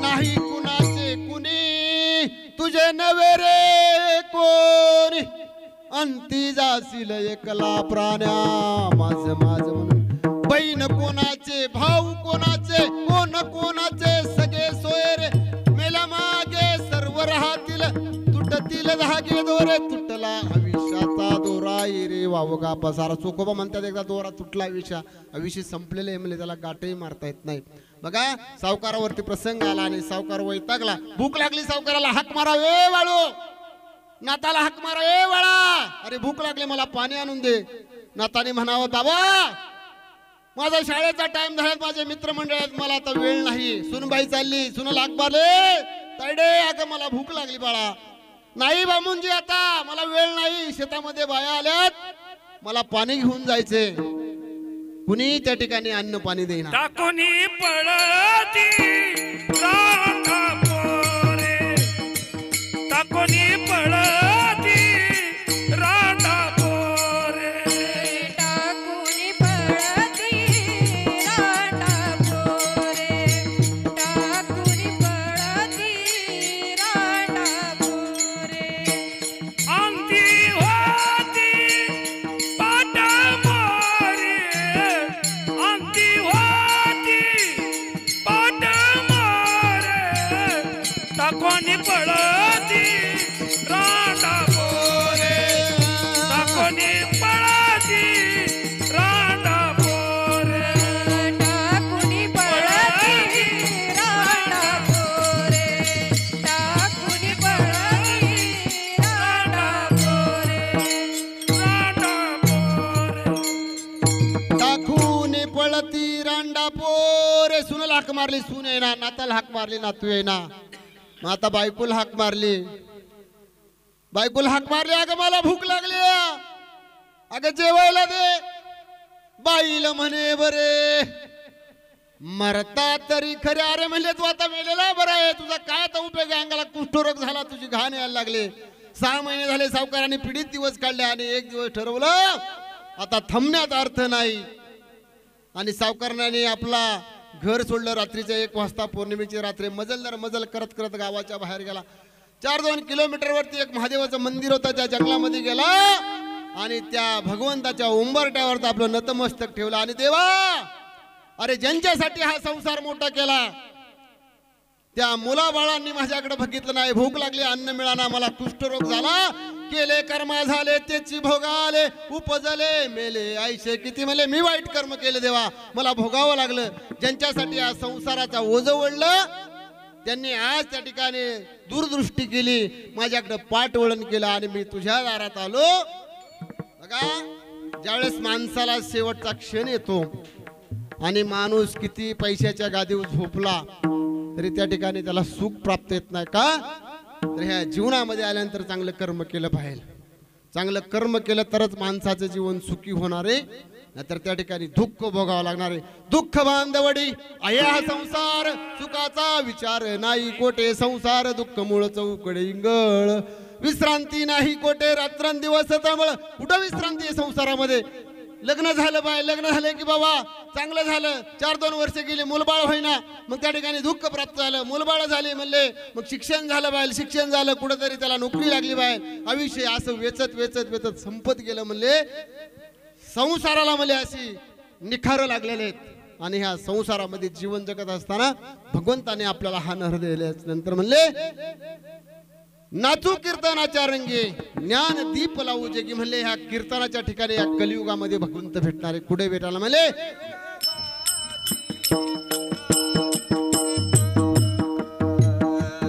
कलियुगामाजी करावे कीर्तन कलियुगा माझे करावे कीर्तन कलियुगा माझे करावे कीर्तन हे तेने नारायण देईन भेटी तेने नारायण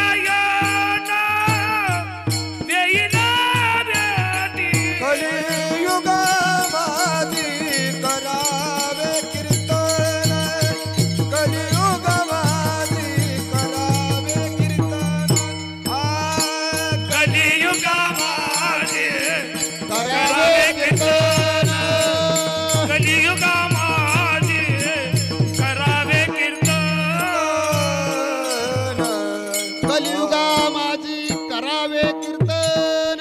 सावकार देवळात गेला, मंदिराच्या त्या उंबरड्यावर डोकं आपटलं, सगळं घरानं सांगितलं आणि सावकाराने देवाजवळ आसरा घेतला. भूक लागली, खायचं काय? गावामधल्या लोकांनी नैवेद्य आणावं, ते नैवेद्य खावत. पक्ष्यांसाठी ठेवलेलं गाडग्यातलं पाणी, बघा प्रसंग कसा आलाय सावकारावरती. गाडग्यातलं पाणी प्यायला लागलं. बघा, ज्या सावकाराने वाईट कृत्य केलं त्याला भोगावं लागलं. मुलं बाळ कोण कोणाचं नाही या ठिकाणी. त्या ठिकाणी बघा, मजनाय हातपाय डोळा पडलिया झापड, इंद्रे हे बधीर झाले वाचा बोले बोबड. एकदा इंद्रिय हातपाय गेले ना कोण कोणाला इसरत नाही. मुखावाटून लाळ गळायला लागले, नाकावाटी शेंबूड गळायला लागले. सगळेजण त्या ठिकाणी तिरस्कार करतात, रागराग करतात. उंबरट्यावर डोक्याला आपटलं आणि रात्रंदिवस भगवंताचं नामघोष घेत राहिला. ओम नमः शिवाय, ओम नमः शिवाय. बघता बघता 2 वर्ष गेला आणि कुष्ठरोग बरा झाला. ज्यावेळेस देवाजवळ गेला, देवाची सेवा केला, सावकाराने केलेल्या सगळ्या चुका त्या ठिकाणी देवाजवळ मांडल्या आणि त्याचं नामस्मरण करायला घरी कळलं. सावकाराचा कुष्ठरोग निघून गेल्यानंतर बायको गेली, मुलं गेली. आता म्हणला मला यायचं नाही. अरे तुमच्या बशी तुमच्यासाठी एवढं कमावलं, व्याजाचा धंदा केला आणि एक वेळेचं अन्न मला मिळालं नाही, ते दुःख मी विसरत नाही. रात्रंदिवस भगवंताचं नामस्मरण केलं आणि तो आत्मा भगवंतामध्ये विलीन झाला. त्या ठिकाणी या संसारामध्ये आल्यानंतर या संसाराचं ओझं उतर असताना आपल्याला खूप काय पण करायचं असते. या ठिकाणी आता आपला वेळ होत आलाय. आपल्याला एक 10 मिनिटात सेवा संपवायची. आता या ठिकाणी सर्वांनी हाताने टाळी वाजवा, मुखाने विठ्ठल विठ्ठल म्हणा. या ठिकाणी भजन घ्यायचं. विठोबा रघुमाई, जय जय विठोबा रघुमाई, जय जय विठोबा रघुमाई. हरिताला हर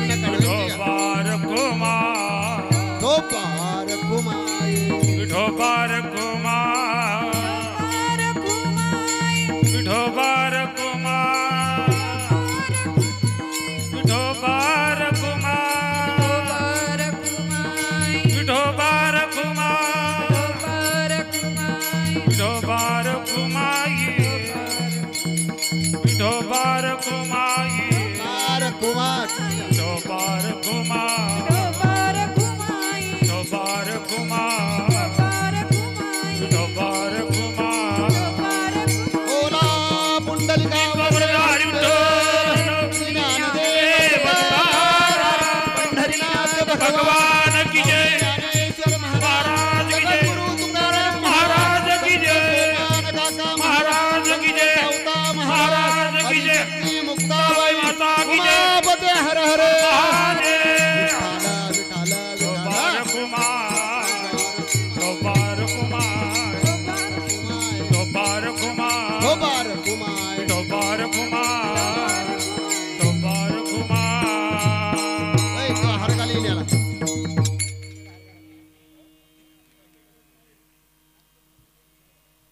या ठिकाणी वेळ आपली संपत आलेली आहे. या ठिकाणी 2 चरण आहेत, जेवढी सोडवता येतील तेवढी आपण 10 मिनिटांमध्ये सोडू.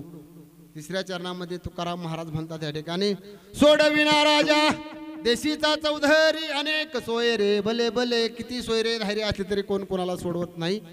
या ठिकाणी या संसारामध्ये जीवन जगा आल्याच्या नंतर म्हणले, काशी केली मथुरा केली, केली मी द्वारका, जगात देव नाही आई बापा सारका. म्हणले भक्त पुंडलिकाने आई वडिलांना हाकलून दिलं. नंतर पत्नीच्या बाई तिच्या आग्रहापायी आई वडिलांना घराच्या बाहेर लाथा घालून काढलं आणि हाकलून दिल्यानंतर आई वडील घराच्या बाहेर निघाले. मजल दर मजल करत काशीच्या तीर्थानी गेले, भीक मागायला लागले. बाबा कुणीतरी गोरगरिबाला मदत करा बघा. आणि ज्यावेळेस त्याचं डोळं उघडलं आणि त्यावेळेस त्याने आई वडिलांना त्या ठिकाणी जाऊन परत काशीच्या तीर्थाच्या ठिकाणी भगवंताच्या नतमस्तक झाला. आई वडिलांचं डोळं निघून गेलं, अंगामध्ये त्राण राहिला नाही. आणि त्या सेवेने त्यांनी आई वडिलांची कावड केली. काशीवरनं पंढरपूरच्या दिंडरवनामध्ये आणला आणि त्या झोपडीमध्ये आई वडिलांची सेवा करायला लागल्यानंतर त्या ठिकाणी वैकुंठाचा मालक भगवंत साक्षात देव त्या ठिकाणी आले आणि तुझी सेवा पाहिल्याच्या नंतर ते म्हणले, कुठं तीर्थाशी जाऊ नका, नका जाऊ तीर्थाशी, आई वडील आहे घरी काशी. म्हणजे आई वडीलच त्यांच्या पायावरती तेवढं नतमस्तक व्हा, तेच त्या ठिकाणी भगवंत आहेत. म्हणजे कुठं जायचं नाही. म्हणजे वारीला चाललाय तुम्ही, पंढरपूरची वारी आली, वारीला जाऊ नका. म्हणले आई वडील जर घरी उपाशी असतील त्यांच्यावरती लक्ष द्या, त्यांच्या रूपाने देव तुम्हाला भेटला तर तुमचा संसार आनंदात चालणार आहे. अभंगाचं 4थं चरण म्हणा चला. तुका तुझ सोडवी नको तुका म्हणे तुझ सोडवी नको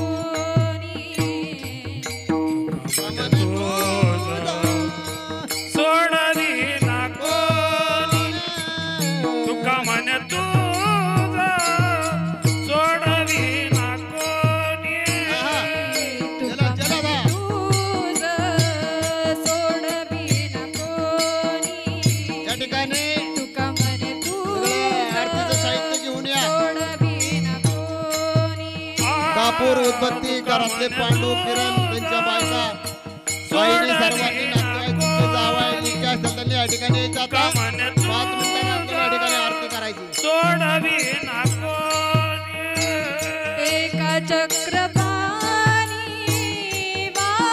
वाचोनिया एका चक्रपाणी वाचोनिया काळाची एवढी पडेल बाजेवा काळाची एवढी पडेल बाजेवा एका चक्रपाणी वाचनिया एका चक्रपाणी वाचनिया काळाची उडी पडेल बाजेवा काळाची उडी पडेल बाजेवा सोडविना देवा माय बापा सोडविना देवा माय बापा काळाची उडी पडेल बाजेवा काळाची उडी पडेल बाजेवा सोडविना देवा माय बाप आ, आ,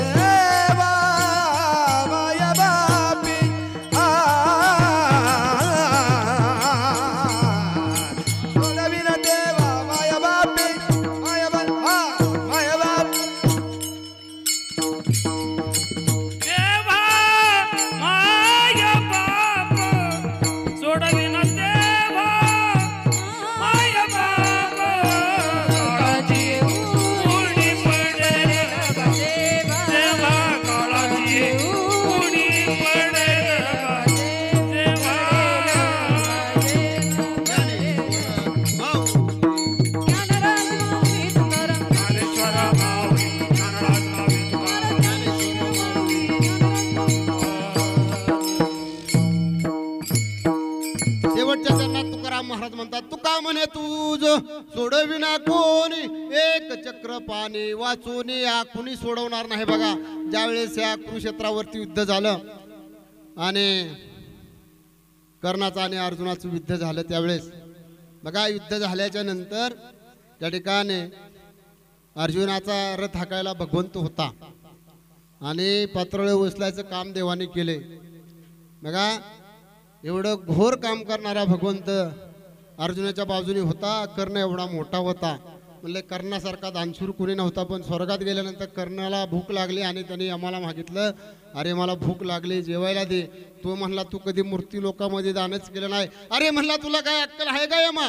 अरे म्हणला जा आणि मूर्ती लोकांमध्ये इचल. कर्ण म्हणजे कोण आहे म्हणले तू दानशूर आहे पण म्हणले तू कधी कुणालाही अन्नदान केलं नाही. म्हणले कुणी भिक्षुक आला दारात तर त्या ठिकाणी म्हणले धर्माचं घर दाखवावं म्हणून तू अन्नदान कुणाला केलं नाही.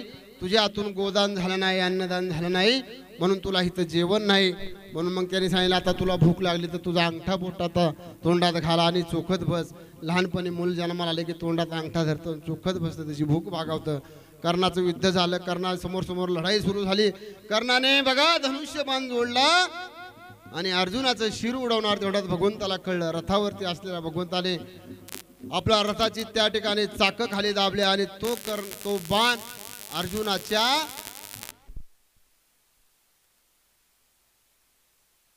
भगवंताने सांगितलं अर्जुना सोडू नको. मग त्या ठिकाणी कर्णाला मारण्यासाठी अर्जुनाने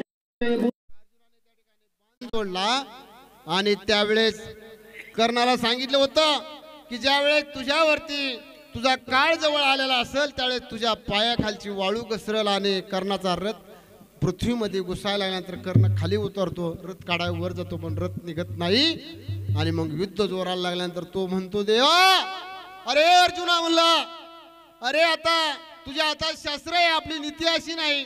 त्यावेळेस भगवंत त्या ठिकाणी म्हणायला लागला. अर्जुन म्हणला अरे ज्यावेळेस तू माझ्या भावांना विष घातलं लाडूमध्ये भीमाला तू नदीत टाकून दिलं त्या ठिकाणी म्हणले द्रौपदीची त्या ठिकाणी म्हणले वस्त्रहरण केलं त्यावेळेस तुला कुठं नीती गेली होती.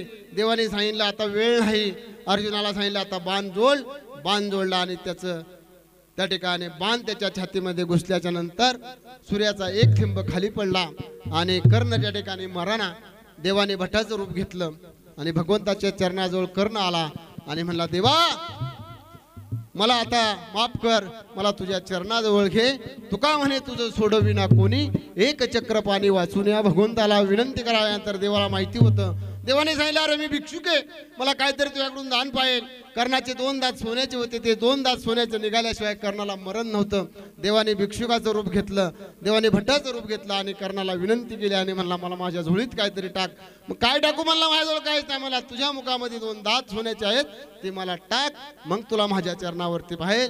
त्या ठिकाणी तुका म्हणे तुझं सोडविना कोणी एक चक्र पाणी वाचून या. भगवा त्या ठिकाणी भगवंताच्या चरणाजवळ त्या ठिकाणी आपल्याला स्थान मिळवायचं असेल तर आईवडिलांची सेवा केली पाहिजे. म्हणले संसार रूपी खडकावरती जीवन जगणारा चंदन रूपी बाप आहे. म्हणले हा बाप आहे म्हणले हा संसार रूपी खडकावरती जीवन जगतोय. हा संसार रूपी खडक हसतो त्याला आणि म्हणतो ए चंदना तू उघडून चालला तुला कळत नाही का. त्यावेळेस हा चंदन रूपी बाप म्हणतो मी उघडला तरी चालेल पण माझी लेकर बाळ प्रत्येकाच्या कपाळावरती चंदन लावल्यानंतर शीतलता प्राप्त होते. संसार रूपी निरंजन मध्ये जळणारी वात म्हणजे तुमची माझी आई आहे. बघा ती संसार रूपी निरंजन त्या जळणाऱ्या वातीला हसते. वातीत आहे तुला भाजत नाही का. त्यावेळेस वात म्हणते अगं मला जरी भाजलं तरी चालेल पण माझ्या प्रकाशामध्ये सारं जग आनंदात राहतो. हाच माझा आनंद आहे. आई वडील स्वतःला चटके घेतात भाजून घेतात आपलं आयुष्य झिजवतात आणि आपलं आयुष्य झिजवल्यानंतर त्यांच्या ऋणात मुक्त व्हायचं म्हणजे आपल्या शरीराची कातडी काढली आणि जोडं सोडलं तरी त्या ठिकाणी ते उपकार फिटत नाहीत. म्हणून या ठिकाणी तुकाराम महाराज म्हणतात तुका म्हणे तुझं सोडविना कोणी एक चक्र पाणी वाचून या. आई वडील हे देव आहेत त्यांची सेवा करा. म्हणले आई वडिलांच्या मुखामध्ये जात नाही. त्यांचं वय झाले म्हणले नाका वाट लाल शिंबूळ गडायला लागली बोलता येईना भूक लागली म्हणले वय झाले. म्हणले मुलीचं लग्न निघालं तर बाप त्या ठिकाणी अरे आपल्या मुलीच्या लग्नासाठी सोयऱ्या धाऱ्यामध्ये निरोप धाडतो माझ्या तायडीचं लग्न. इतका आनंद होतो त्या बापाला. बघा बाप हा कष्टाचा काबाडीमध्ये ऊस गेला मळ्यात तोडणार म्हणले, मुलाबाळांच्यासाठी ह्याच्या त्याच्या पायावर पडेल. जत्रा आली गावची, त्या ठिकाणी जत्रेमध्ये सगळ्यांना कपडे आणतो म्हणले, तो सुनाला आणतो, मुलाला आणतो, आपल्या पत्नीला आणतो, पण स्वतः फटक्या कपड्याने राहतो. तो बाप असतो, तो बाप निघून गेल्याच्या नंतर आपल्याला बाप पाहायला मिळत नाही म्हणले. बघा, मोठं घटुळं बांधून आणलं, आईच्या पुढं मांडलं. अरे पुरीला कपडे आणल्यात, सुनाला आणल्यात, नातवाला आणल्यात. आईने विचारलं, दादा तुझ्यासाठी नाही का? दादा म्हणला, माझ्या मापाचे कपडेच नव्हते आई. बघा, 2 थेंब अस्वाचे त्या कपड्यावरती पडले आणि आई म्हणायला लागली, माझा बाळ आयुष्यभर काबाड कष्ट करत करत अख्खं आयुष्य वेचलं. थोडंच या ठिकाणी सांगायचे की आई वडिलांच्या मुखामध्ये दात थैत, ज्या आई वडिलांनी आपली सेवा केली त्यांच्या ऋणात मुक्त होणं म्हणजे वर्षश्राद्ध करावं लागतंय. त्या ठिकाणी दशक्रिया विधी करावा लागतोय, 13वा करावा लागतोय. ते केल्याशिवाय तुम्हाला सुख नाही. जर तुम्ही ते केलं नाही तर तो गेलेला आत्मा पिच्छात येऊन गेल्यानंतर तो त्या ठिकाणी पितृदोषाच्या रूपाने तुमच्या घरावरती त्या ठिकाणी तो रक्षण करत नाही. तो त्या ठिकाणी घराला पिढा लावतो. मग त्या ठिकाणी आपले आई वडील गेल्यानंतर आपण धावा चांगला घालावा, अन्नदान वस्त्रदान करावं, त्या ठिकाणी त्याला चांगलं स्थान मिळावं. आज 1 वर्ष झालं आपल्याला माऊलींना जाऊन, एक वर्षापूर्वी ह्या दारात अंत्ययात्रा तयार होती. सगळे गणगोत्र गोळा झाले होते. मी मगाशी सांगितलं, नाही कुणाचा कुणी, तुझा नव्हे रे कोणी, अंती जाशील एकला प्राण्या माझं माझं म्हणून. त्या ठिकाणी चोखो म्हणतात, तुटला विषाचा जोरा, ए रे वावगा पसारा, टाकून पळती रांडा पोरे, अंती होती पाट मोरे. म्हणजे चोखा म्हणे फजित खोर, माझे माझे म्हणती घर, टाकून पळती रांडा पोरे, अंती होती पाट मोरे. म्हणजे कोण कुणाचं नाही. त्या ठिकाणी ह्या जीवनात जीवन जगायला आल्याच्या नंतर म्हणजे लोभापायी जीवन घालू नका, कुणाकडे वाईट नजरेने पाहू नका, कुणाची चोरी करू नका, कुणाची लबाडी करू नका. आई वडिलांची सेवा करा. म्हणजे वारी आहे, त्या वारीला निघाला असेल, आई घरी आजारी असेल, आईला भेटायला, आईला दवाखान्यात न्या, तिची सेवा करा. पंढरपूरचा पांडुरंग आईच्या रूपाने तुम्हाला दर्शन देईल. त्या ठिकाणी वारी तुम्हाला सफल होणार नाही. म्हणून मी मागाशी म्हणलं, काशी केली, मथुरा केली, केली मी द्वारका, जगात देव नाही आई बापा सारखाच, अपोले आहिता जो असे जागता, धन्य माता पिता ताईच्या. मुलं चांगली निघाले की धन्यत आई वडिलांना आहे. आज या ठिकाणी किरण असेल, पांडुरंग असेल, त्यांची मुलगी रंजना असेल, त्यांची आई असेल, या ठिकाणी हा सोहळा त्यांनी आपल्या सर्व आज खरा न्याय निवाड्याचा कार्यक्रम आहे. आज माऊलींचा जीव दुसऱ्या युनीमध्ये जाणारे वर्षभर प्रवास चालू होता. आपण म्हणलं 1 वर्षापूर्वीच गेले, फुटू कुठंतरी धुळीत पडला. अरे त्या बापाचा फुटू आठवण ठेवा, त्याची सेवा करा. म्हणले सकाळी उठा, हातावर पाणी घ्या, उंबरट्यावरती या आणि ह्या हाताने संकल्प सोडून टाका, मातृदेव हो पितृदेव भव. तो पितृ रोज तुमच्या दारात त्यात बसलेला आहे, त्या ठिकाणी शांती करा. तुमचं घर आनंदात चालेल, भरभराट येईल, संसार चांगला होईल. अरे किती लागतं या ठिकाणी, कुणासाठी कमवून तुला 1 मजला 2 मजला 3रं गज काढून तुला बघायला राहिलं नाही. सावकाराला घराच्या बाहेर काढलं पोरांनी. त्यासाठी नातवासाठी कमवू नका. म्हणजे ज्याला चोच दिला त्याला चारा देणारा भगवंत आहे. या ठिकाणी आपली वेळ संपली. शेवटचं एकच सांगतो, आई वडील वृद्ध झाल्यात, त्यांच्या मुखामध्ये दात नाही, ते किरकिर करतात. म्हणून म्हणले त्यांना बोलू नका. 1 शब्द तर तुम्ही बोलला, म्हणले पहारीने घाव घालावा जमिनीत, आणि ती पहार जशी जमिनीत घुसल्या तो घाव सहन होत नाही. तसा आई वडिलाला बोलला तर तो शेवटचा घाव त्यांच्या हृदयाला पोचला तर त्यांचं आयुष्य कमी होते. मग काय करा म्हणले अशी वंजळ करा आणि आपल्या आई वडिलांची लाळ आपल्या वंजळीत घ्या म्हणले. मग त्या ठिकाणी मुलगा असेल, मुलगी असेल, सुनबाई असेल, त्यांनी आपली लाळ ह्या वंजळीत घेतली तर म्हणले आयुष्यभर समाजा पुढे हात जोडावं लागत नाही. एवढी ताकद त्यांच्या त्या लाळीत आहे. त्या आई वडिलांची सेवा करण्याला कळतं. म्हणले आई वडील माझे थोर, बघा किती सांगू त्यांचे उपकार, जीवनाच्या वाटेवरती असतो त्यांचा आधार. म्हणले तडपत्या उन्हात, रखरखत्या रानात, बघा काट मोडला असत्याल, चिखलामध्ये पाय गेला असत्याल, म्हणले तडपत्या उन्हात, रखरखत्या रानात आई वडिलांनी काम केलं. त्यांची जाणीव ठेवा. आज आपण मोठं कोणामुळे झाले याची सर्वांनी जाणीव ठेवायचं. आपली जसं आपण करल, म्हणजे उत्पत्ती स्थिती आणले, जशी उत्पत्ती आहे तशी स्थिती बाहेर आणले, असं वाढत चाललं पाहिजे. जे तुम्ही तुमच्या आई वडिलावरती संस्कार करताल ते मुलं तुमच्या त्याच्यात डबल करणार आहेत. तुम्ही तुमच्या आई वडिलाला सांभाळलं नाही ना तर त्याच्या डबल तुमची ती मुलं तुम्हाला त्रास देण्यात म्हणले संपत्तीपेक्षा संतती महत्वाची. संपत्ती चांगली घडवा. या ठिकाणी माऊलींना आज जाऊन 1 वर्ष झालं. त्यांच्या परिवाराला दुःख झालं.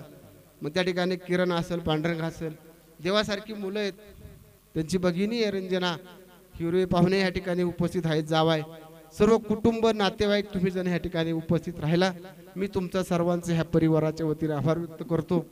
आणि ह्या ठिकाणी बघा, नको नको मना गुंतू माया जाळ, काळा आला जवळ घासावाया, काळाची आवडी पडेल बा जेव्हा, सोडविना तेव्हा माये बाप, सोडविना राजा देशीचा चौधरी, अनेक सोयरे भले भले, तुका म्हणे तुझं सोडविना कोणी, एक चक्र पाणी वाचून या. तुकाराम तुकाराम